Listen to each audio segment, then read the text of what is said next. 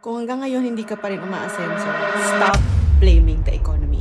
Sipag ka, may trabaho ka, pero may focus at direction ka ba talaga? Effort without direction, nauubos lang yan. Here are 5 crystals that can help boost your career para may direction ka naman.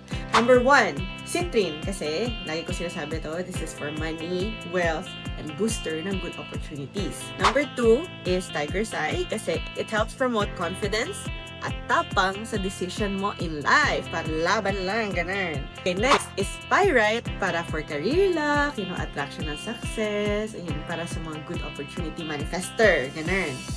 Number 4 is fluorite para meron kang focus, mental clarity sa work, at meron kang direction kung ano ba yung gusto mong tahakin in your life right now.